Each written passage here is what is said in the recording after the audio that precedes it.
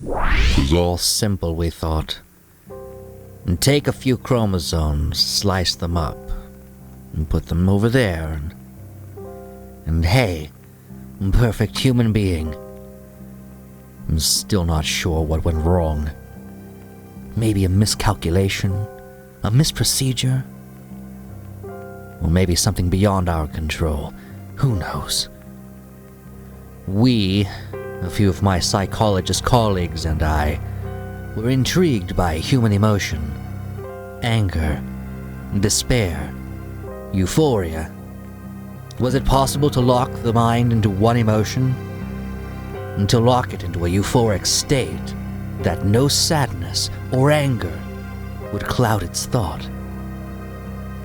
Theoretically, yes. I won't describe the procedures of our experiments to you, both because I wouldn't want you to repeat them, but also I fear I will go mad if I have to recount them. The terrible things we did. We were ambitious, youthful, nothing could stop us, and no one could tell us we were wrong.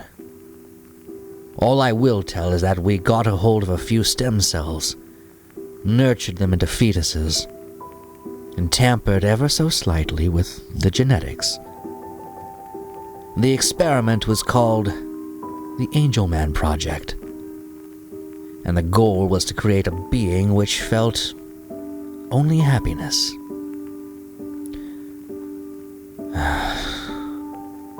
But something went wrong, and terribly wrong. Half of the test subjects died unexpectedly, without warning, without cause. The remaining half were mostly born hideously distorted. 3 were born well, perfect we thought. A human with mental capacity beyond any other due to its locked euphoric state. They were perfectly normal up to 18 months. And that's when the first symptoms appeared. Lack of balance, trouble sleeping and eating, low responsiveness. We all panicked on the inside, of course, but on the outside we remained calm and continued the project. We should have ended it there. We should have taken those damned subjects and euthanized them, and burned them and closed the lab. But we continued. Things only got worse. The subjects' movements became increasingly sporadic, and they still could not utter words, although they could laugh, and did so often. Much too often. Not happy laughter, but quiet, almost nervous laughing. Nearly constant. No matter how much pain was inflicted on the subject, it merely stared at you and laughed, as if it were mocking you, calling your attempts to harm it futile. We expected the subjects to have extra learning capabilities. Quite the opposite occurred. Their mental development was severely delayed. They couldn't pay attention to something for more than a few minutes before lapsing into a laughing fit. But we continued, hoping that these symptoms would clear up as the children got older. We gave a name to the symptoms. Happy puppet syndrome, because the mindless movements of the children made it seem like they were puppets on strings. 5 years into the project, we realized there was no hope. We could no longer stand the incessant laughing of these children, as if they knew something we did not, as if some kind of joke passed between them. To look at a child and see it twitch sporadically and laugh excessively is a haunting thing. 2 of my colleagues had already quit because they could not stand it. I never heard from them afterwards. They are most likely dead. The children had not talked for 5 years, only laughed their damn laugh. We went in to give them breakfast and they stared at us with their huge eyes, twitching, giggling, and saying nothing.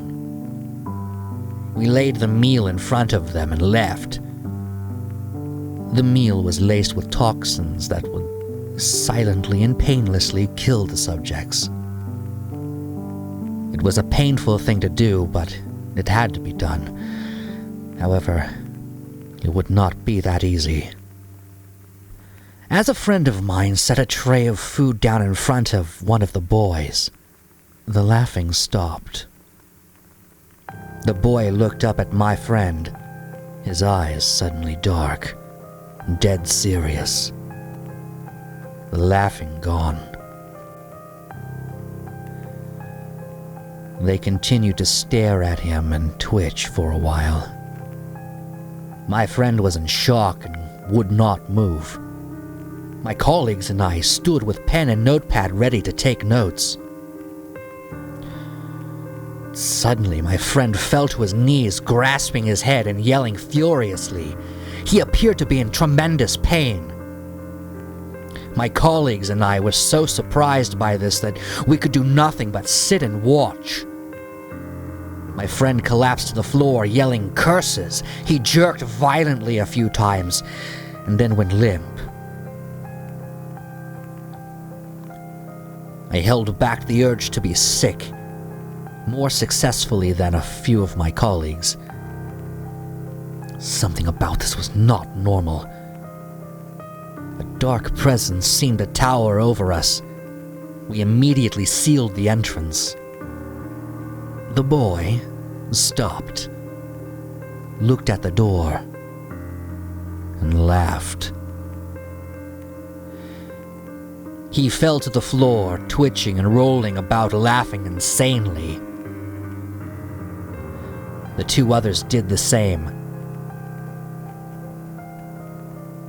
After a few minutes, the fit ceased, and they stood up, still twitching, and still giggling. The lights went out. I heard crashes, glass shattering, screams. The most terrifying thing of all were the haunting whispers, coupled with the quiet laughing. When the lights went back on, the subjects were gone.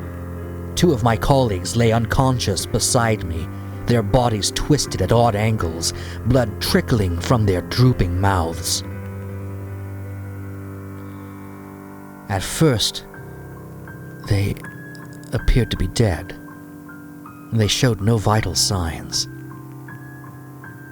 But as I leaned in, I could hear them laughing, ever so slightly. I went over to examine my friend. No pulse, no breathing, but he continued to laugh quietly. Although the subjects had gone, I still felt as if something were watching me, something that was just at the edge of my vision, but that I would never be able to see. Me and 1 remaining colleague closed everything down immediately. Before leaving, we destroyed our research and locked and barricaded the lab. I lost communication with my colleagues. I presume they are dead.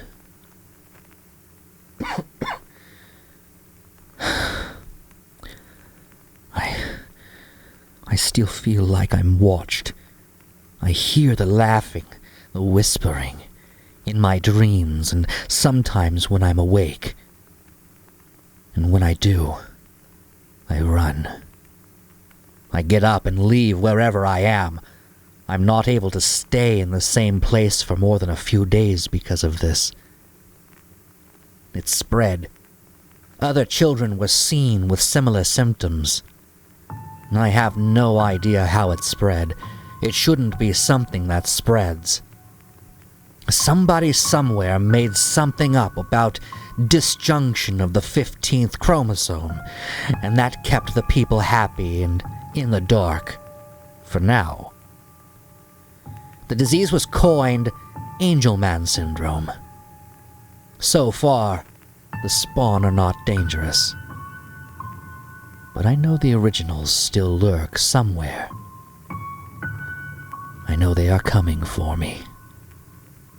I know they will find me. I accept this.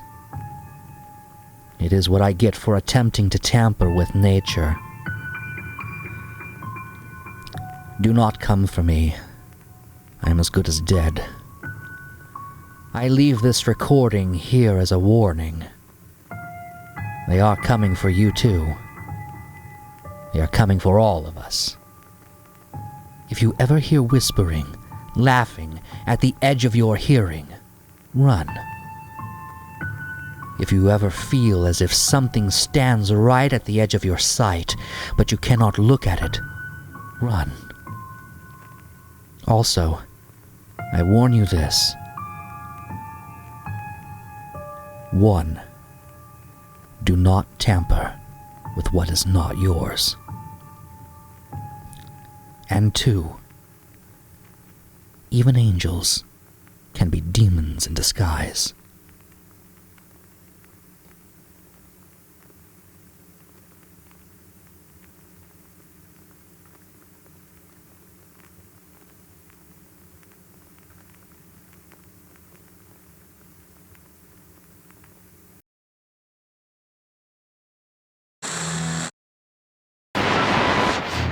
Goodbye.